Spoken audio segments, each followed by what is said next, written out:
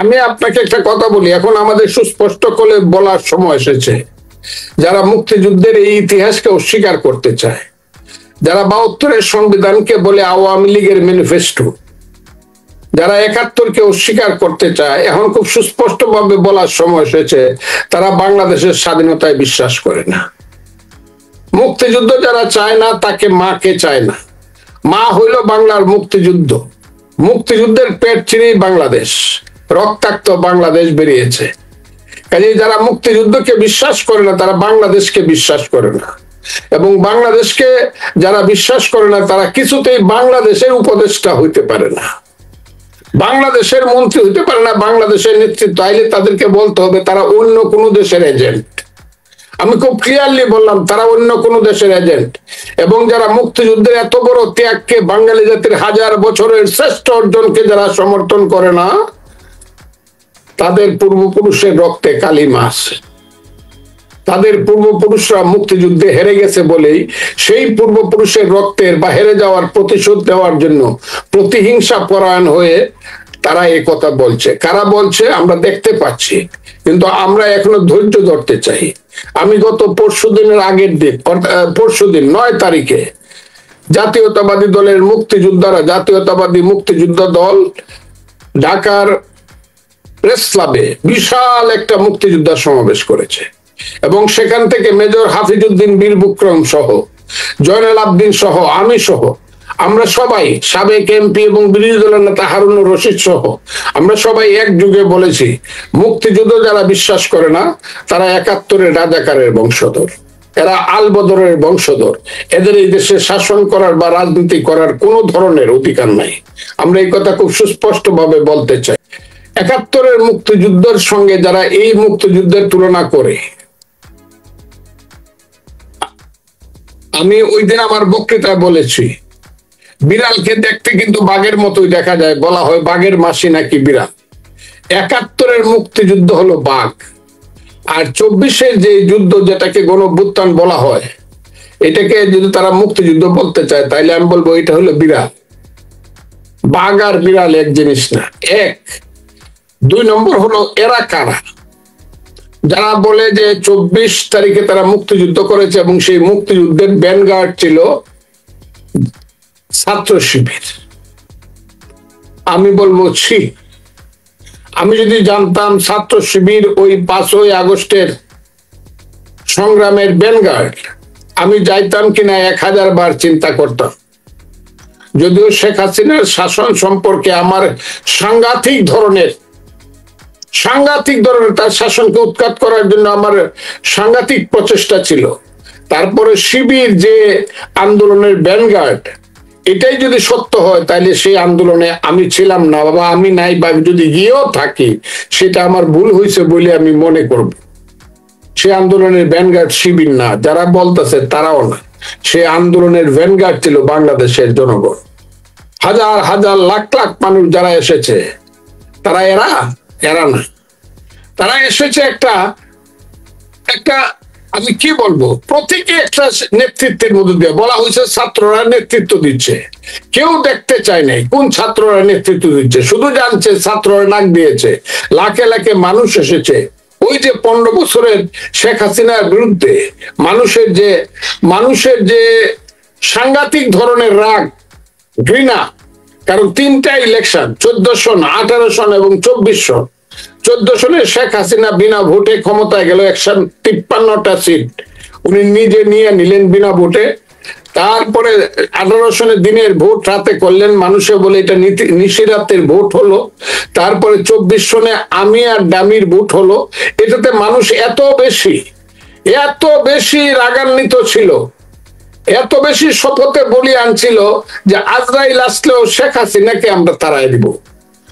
সেই জায়গাটাতে গিয়া মানুষ এখন হোঁচট খেয়েছে কিনা, তাদের বিশ্বাসের এখন অবমাননা হয়েছে কিনা, তাদের বিশ্বাসকে নিয়ে কেউ খেলা করছে কিনা, তারা যদি মনে করে ইসলামী ছাত্র শিবির ভ্যানগার্ড এবং তারা ছিল নেতা, তাইলে বাপের বেটা তারা এখন একটা মিটিং ডাকুক, দেখি কত লোক হয়, কারা যায়, যে আমরা ইসলামিক ছাত্র শিবিরের নেতৃত্বে আন্দোলন করছি, আসেন আপনারা আমাদের সাথে, দেখি কত লোক যায়। কাজে আমি মনে করি এখন তারা মানুষকে ধোঁকা দিচ্ছে। তারা আগে যে কথা বলে মানুষকে সাথে নিছিল, আর এখন যে কথা বলছে, দুইটার মধ্যে যোজন যোজন ফারাক। এবং দিনে যে কথা তারা বলছিল, রাতে তারা সেটা অস্বীকার করছে, এবং তাদেরকে বলা হয় মুনাফেক। ওই দিন আমি একটা বিয়ের অনুষ্ঠানে গেছিলাম, একজন মৌলানা সাহেব আমাকে জিজ্ঞাসা করছে, তার বাড়ি সিলেট, ও বা ফজলু মিয়া, আপনারা যে কইলেন 5ই আগস্ট বিপ্লব করছো, 5ই আগস্টে তো আপনারা এই কথা কইছেন না, দিনে রাইতে তো আপনারা এক কথা বলেন নাই, তো আপনারা তো মুনাফেক। ফ্যাসিস্ট বেশি খারাপ না মুনাফেক বেশি খারাপ ইসলামের দৃষ্টিতে? এই প্রশ্নগুলো এসেছে বলেই এখন বাংলাদেশে একটা কুয়াশা সৃষ্টি হয়েছে। আপনাকে বললাম, অন্ধকারের দিকে যাচ্ছে। এই দেশে কোনো সরকার আছে কি নাই, এই দেশে ভবিষ্যৎ কি, এটা কিন্তু মানুষ বুঝতে পারতেছে না। মানুষ খুব একটা অনিশ্চিত অবস্থার মধ্যে দিয়ে আছে। কিন্তু একটা জিনিসের মধ্যে মানুষ সিদ্ধান্তের সাংঘাতিক ভাবে তাদের শপথ গ্রহণ করেছে যে মুক্তিযুদ্ধের বাইরের যে বাংলাদেশ, সেই বাংলাদেশ আমরা মানি না। যারা এই বাংলাদেশ পাইতে চায় তাদেরকে আমরা মানি না।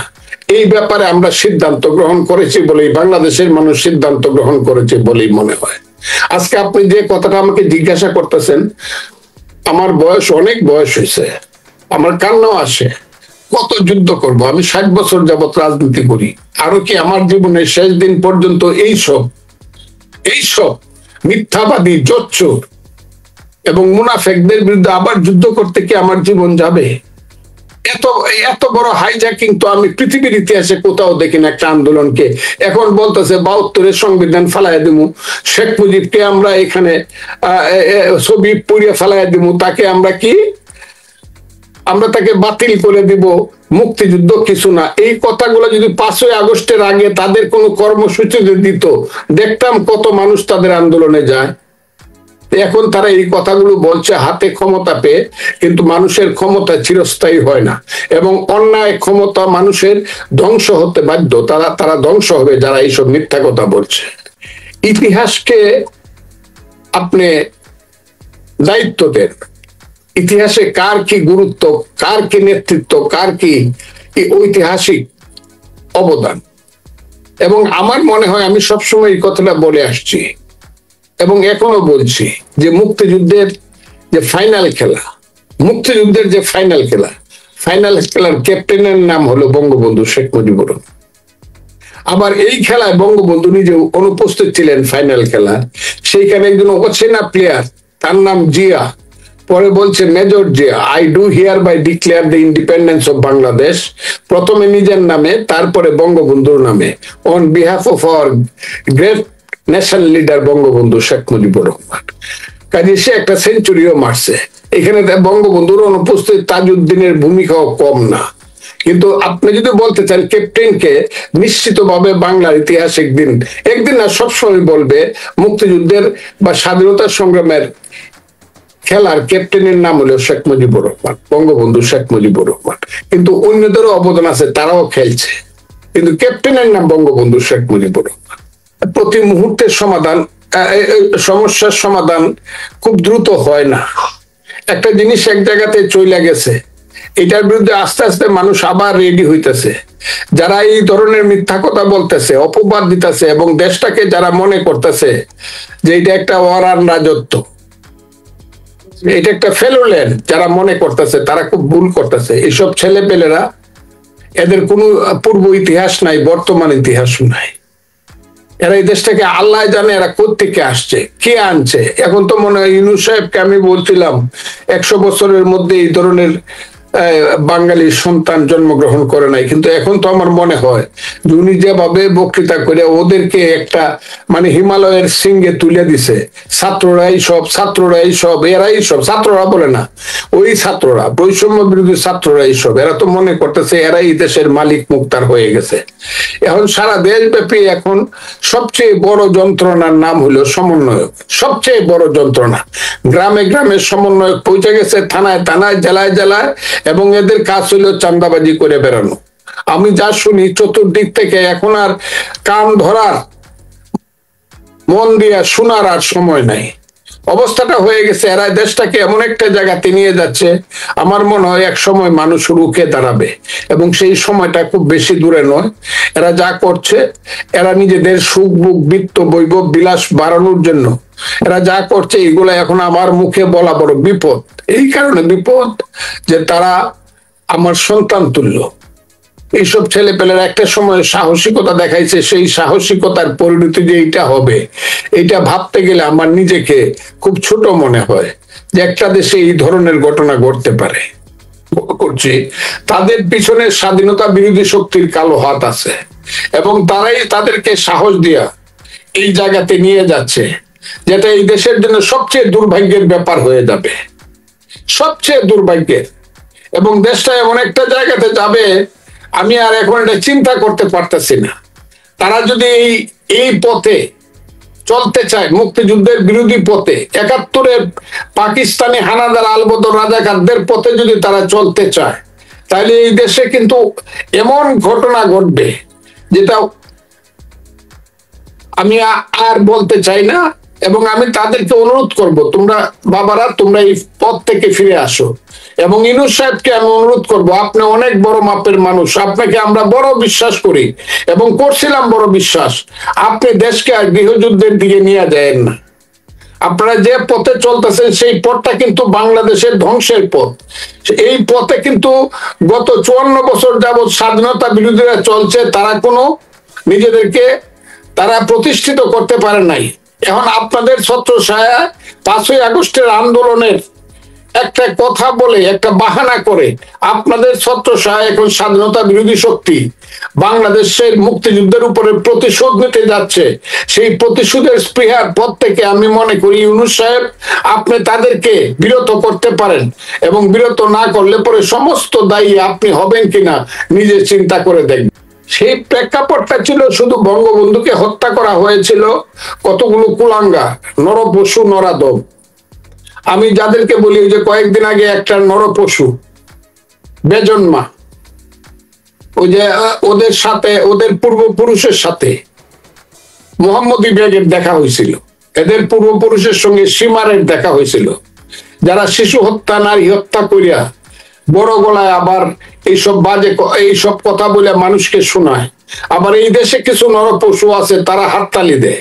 সেই 15ই আগস্টের ঘটনা, সেইখানে বঙ্গবন্ধুকে অস্বীকার করা হয়েছিল বা অমুক করা হয়েছিল, তার চেয়ে বড় কথা ছিল 15ই আগস্টের ঘটনার পরে কিন্তু স্বাধীনতা বিরোধী শক্তিরা ক্ষমতায় আসে নাই। স্বাধীনতার বিভিন্ন বিশ্লেষণ করছে, এইভাবে ওইভাবে, এইভাবে ওইভাবে অ্যাডজাস্ট কম্প্রোমাইজ করছে, কিন্তু এখন তো নির্দিষ্টভাবে স্বাধীনতার মুক্তিযুদ্ধকে অস্বীকার করা হচ্ছে। ৭৫-এর 15ই আগস্ট কিন্তু মুক্তিযুদ্ধকে অস্বীকার করা হয় না। এটা আপনারা ওই ঘোষণাটা, এমনকি খুনি খন্দকার মুস্তাক যে ঘোষণা দিছে, সে প্রথমে বলছে না বাংলাদেশ চলবে মুক্তিযুদ্ধের পথে।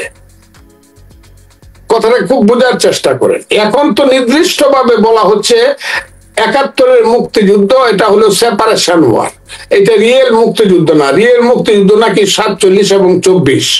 তারা এখন বলতে, এখন তো এটা তারা সামনে আসছে এইভাবে, অর্থাৎ স্বাধীনতা বিরোধী শক্তি ডাইরেক্টলি সামনে আসতে চাচ্ছে, এটি আমার মনে হয়।